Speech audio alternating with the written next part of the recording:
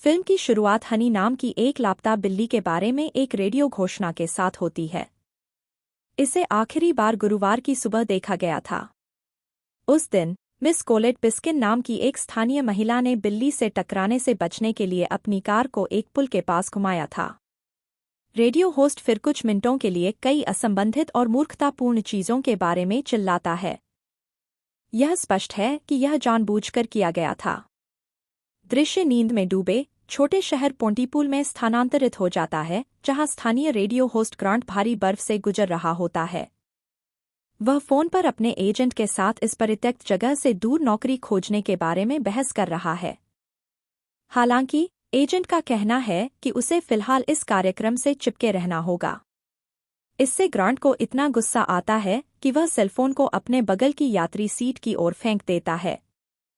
कुछ ही समय बाद उसका सेल फोन फिर से बजने लगता है, इसलिए ग्रांट सड़क के किनारे कार रोकता है। वह फोन लेने ही वाला होता है जब अचानक एक महिला सामने आती है।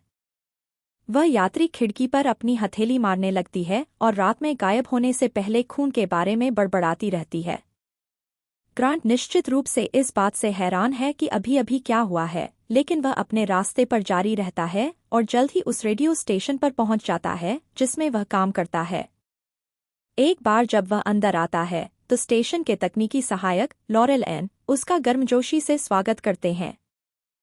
ग्रांट के अपने साउंड बूथ में प्रवेश करने और प्रसारण पर जाने से पहले दोनों के बीच त्वरित बातचीत होती है। वह श्रोताओं को अपने निर्माता सिडनी ब्रायर और तकनीकी सहायक लॉरेल एन से परिचित कराते हैं। फिर वह बताता है कि लॉरेल एन को बहुत पहले अफगानिस्तान में तैनात किया गया था। लेकिन इससे सिडनी को हंसी आती है और वह उसे एक नौसिखिया कहती है, क्योंकि शहर में हर कोई जानता है कि लॉरेल एन एक युद्ध के दिग्गज हैं। तीनों के बीच एक चंचल मजाक के बाद वे फिर अपने ऑन द फील्ड रिपोर्टर केन के पास जाते हैं। हालांकि जैसे जैसे रेडियो कार्यक्रम जारी रहता है, ग्रांट की शॉक जॉक शैली से सिडनी तेजी से निराश हो जाता है। वह केन पर व्यंग्यात्मक टिप्पणी करता है और कई स्थानीय मुद्दों के बारे में मजाक भी करता है। सिडनी उसे अपनी गूढ़ हास्य शैली को वापस करने के लिए कहता है, लेकिन ग्रांट वही करता रहता है जो उसे पसंद है और जो कुछ भी उसके दिमाग में आता है उसे छोड़ देता है। वह सिडनी के निर्देश को सुनने से इनकार कर देता है, इसलिए वह उसे हवा से उतार देती है, इससे पहले कि वह उसका शोर शराबा खत्म कर दे। फिर वे सिडनी के साथ बहस में पड़ जाते हैं, उसे बताते हुए कि उसे समाचार साझा करना चाहिए और दर्शकों का पैर नहीं खींचना चाहिए। वह इस तरह की गपशप के खतरे के बारे में बात करती है, जबकि ग्रांट बचाव करता है कि वह क्या कर रहा है। वह उसे बताता है कि वह सिर्फ लोगों को परेशान करने की कोशिश कर रहा है, क्योंकि इस तरह वे वफादार श्रोताओं का एक मूल निर्माण करेंगे। हालांकि सिडनी उसे बताता है कि छोटे शहरों के लोग बहुत गर्व महसूस करते हैं। उन्हें तथ्यों को जानने की जरूरत है और ऐसा महसूस नहीं करना चाहिए कि प्रस्तुतकर्ता केवल एक रेडियो शो के साथ एक झटका है। वह उसे बताती है कि अगर वह इस तरह से जारी रहता है तो वह अपने दर्शकों को शर्मिंदा और अलग-थलग कर देगा। इस गर्मागर्म बहस के बाद ग्रांट वापस प्रसारित हो जाता है और उस अजीब औरत के बारे में अपनी कहानी साझा करता है जिसे उसने पहले काम पर जाते समय रास्ते में देखा था। वह अपने श्रोताओं से पूछता है कि क्या उसे 911 पर कॉल करना चाहिए था या अपने जीवन के साथ आगे बढ़ना चाहिए था। तभी लॉरेल एन ने सिडनी को पास के एक रेस्तरां में चल रही बंधक स्थिति के बारे में सूचित किया। इस घटना के बारे में ज्यादा जानकारी नहीं है, इसलिए लॉरेल एन सीधे स्थानीय पुलिस के रेडियो में ट्यून करने की कोशिश करता है। दूसरी ओर सिडनी अपने स्वयं के स्रोतों की जांच करती है और तकनीकी सहायक से ग्रांट को इसके बारे में न बताने के लिए कहती है। दुर्भाग्य से उसके लिए लॉरेल एन ने पहले ही अपने ईयरपीस को संदेश भेज दिया है। इसके बाद ग्रांट ने स्थिति पर रिपोर्ट करने के लिए अपने कॉल इन सेगमेंट को बंद कर दिया। सिडनी उसे इसे जाने देने के लिए कहता है, क्योंकि पुलिस अधिकारी शायद नशे में हैं, क्योंकि यह बर्फ में मछली पकड़ने के मौसम का अंत है। लेकिन ग्रांट इस जानकारी पर शून्य करते हैं और इसे ऑन एयर साझा करते हैं, यह टिप्पणी करते हुए कि पोंटीपूल में हर कोई नशे में होना एक बहुत ही आम घटना है। जैसे ही वह यह मजाक कर रहा है, उसे अधिक जानकारी मिलती है कि बंधक की स्थिति पहले ही हल हो चुकी है। पुलिस के पास 2 संदिग्ध हिरासत में हैं, जिनमें से दोनों निहत्थे हैं। जिन 3 लोगों को वे कथित रूप से पकड़ रहे थे, वे घटनास्थल से भाग गए हैं। गुस्से में सिडनी रिकॉर्डिंग बूथ में घुस जाता है, जबकि ग्रांट इस मामले की पूरी बेतुकी बात के बारे में खुद से हंस रहा होता है। उनका कहना है कि उन्हें कभी-कभी खुद पर हंसना सीखना पड़ता है, लेकिन वह बताती हैं कि कहानी मज़ेदार नहीं है। वे जिन पुलिसकर्मियों के बारे में बात कर रहे थे, वे शराब पीने वाले हैं जो सिर्फ अपनी नौकरी रखने की कोशिश कर रहे हैं। वह यह भी बताती है कि केन, जिसका ग्रांट ऑन एयर मजाक उड़ा रहा था, वास्तव में हेलीकॉप्टर में नहीं है जैसा कि पहले कहा गया था। वह वास्तव में हवाई दृश्य के लिए पास की पहाड़ी की चोटी पर अपनी कार में है। केन श्रोताओं को आश्वस्त करने के लिए हेलीकॉप्टर ध्वनि प्रभाव बजाता है कि स्टेशन वास्तव में ऐसी चीजों को वहन कर सकता है। इसके बाद थोड़ा गंभीर ग्रांट अगली ब्रेकिंग न्यूज स्टोरी के बारे में बात करने के लिए आगे बढ़ता है। लेकिन केन डॉक्टर जॉन मेंडेस के कार्यालयों के बाहर विरोध प्रदर्शन के बारे में उन्हें सूचित करने के लिए एक बार फिर फोन करता है। उन्होंने बताया कि वर्तमान में इमारत के आसपास सैकड़ों लोग हैं। केन आगे कहते हैं कि ऐसा लगता है कि लोग खुद को अंदर रखने की कोशिश कर रहे हैं। घटनाओं के एक चौंकाने वाले मोड़ में केन आगे बताता है कि इमारत का एक हिस्सा फट गया है और लोग बाहर निकल रहे हैं, कुचले जा रहे हैं और मारे जा रहे हैं। एक हैरान ग्रांट उससे पूछता है कि क्या आसपास कोई पुलिस है, और केन उल्लेख करता है कि ट्रकों, सैन्य वाहनों और हेलीकॉप्टरों का एक काफिला है। लाइन तब कट जाती है क्योंकि केन कहता है कि सड़क अवरुद्ध है और वह नहीं जा सकता है। लॉरेल इस खबर की पुष्टि करने के लिए पुलिस विभाग तक पहुंचने की कोशिश करती है, लेकिन किसी से संपर्क नहीं कर पाती है। वे केन से फिर से संपर्क करने में भी असमर्थ हैं और कथित दंगे के बारे में उनके पास कोई अन्य खबर नहीं है। इसके बाद लॉरेल और सिडनी पृष्ठभूमि में काम करते हैं, जबकि ग्रांट लॉरेंस ऑफ अरेबिया नामक एक स्थानीय बैंड को प्रसारित करते हैं। दोनों महिलाओं को इस पर रिपोर्टिंग करने वाला कोई अन्य समाचार चैनल नहीं मिला, लेकिन लॉरेल के पास लाइन पर एक उन्मादी कॉलर है जो स्थिति के करीब लगता है। बैंड के प्रदर्शन के बाद सिडनी ग्रांट को बताता है कि उनके पास शहर में कुल 10 चश्मदीद गवाह हैं जो जानते हैं उसे साझा करने के लिए तैयार हैं। वे पहले स्टीव नाम के एक स्थानीय व्यक्ति के साथ लाइव जा रहे हैं। ग्रांट जल्दी से फिर से खबर के साथ खुलता है, अपने श्रोताओं को विकासशील कहानी के बारे में याद दिलाता है। वे स्टीव को ऑन एयर करते हैं, लेकिन स्थिर और अराजकता के अलावा उसके छोर पर मुश्किल से कुछ भी सुन सकते हैं। इसके अलावा इंतजार कर रहे अन्य 9 चश्मदीद अब लाइन पर नहीं हैं और वे अभी भी केन तक पहुंचने में असमर्थ हैं। लॉरेल और सिडनी प्रत्यक्षदर्शी होने का दावा करने वाले अधिक लोगों के कॉल से अभिभूत हैं।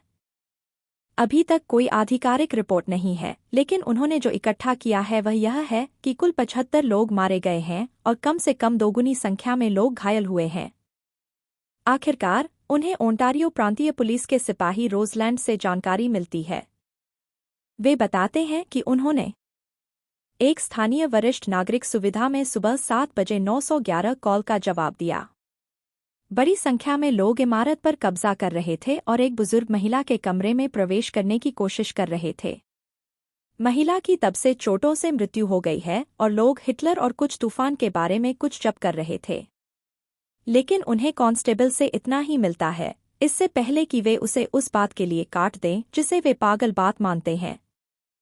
कुछ समय बाद बीबीसी वर्ल्ड के प्रस्तुतकर्ता निगेल ब्रेकिंग स्टोरी के लिए उनसे संपर्क करते हैं क्योंकि वे हैं वर्तमान में एकमात्र स्टेशन रिपोर्टिंग कर रहा है कि पोंटीपूल में क्या हो रहा है। नाइजेल को जवाब देने और उनके पास मौजूद सारी जानकारी प्रदान करने से पहले ग्रांट एक पल के लिए सदमे में है। बाद वाला दावा करता है कि कनाडा के अलगाववादियों के इतिहास को देखते हुए यह एक आतंकवादी हमला है, लेकिन ग्रांट ऐसी अफवाहों को टाल देते हैं। वह बताते हैं कि वे न तो इसकी पुष्टि कर सकते हैं और न ही इनकार कर सकते हैं क्योंकि क्या हो रहा है इसके बारे में ज्यादा जानकारी नहीं है। नाइजेल तब जानकारी के लिए स्टेशन को धन्यवाद देता है और लाइन काट देता है। कुछ ही समय बाद केन वापस फोन करता है, उनसे से जल्द मदद भेजने के लिए विनती करता है।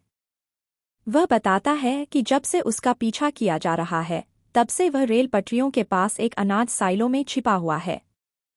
केन उनसे अधिकारियों से संपर्क करने का अनुरोध करता है, लेकिन जब से वे स्टूडियो में आए हैं तब से पुलिस हॉटलाइन उपलब्ध नहीं है। ग्रांट अधिक जानकारी मांगता है और केन बताता है कि उसका पीछा करने वाले कुछ लोग नरभक्षी हैं, जहां तक उनकी तुलना कुत्तों से करने की बात है। जैसे जैसे बातचीत आगे बढ़ती है, केन घबराने लगता है क्योंकि वह पागल लोगों को किसी को वैन से बाहर निकालते और उन्हें काटते हुए देखता है। वह जल्द ही सूचित करता है कि वह मिल गया है, जिससे स्टेशन पर हर कोई घबरा जाता है।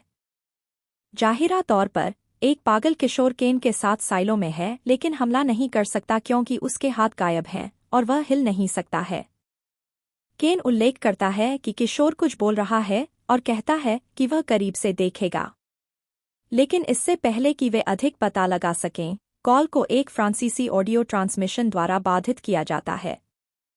लॉरेलैन तुरंत उस संदेश का अनुवाद करती है जो सभी को परिवार के सदस्यों से बचने, प्रेम की शर्तों का उपयोग करने, अलंकारिक प्रवचन और अंग्रेजी भाषा में बातचीत करने से रोकने के लिए कहता है। इस संदेश का अनुवाद न करने के लिए एक अस्वीकरण भी है।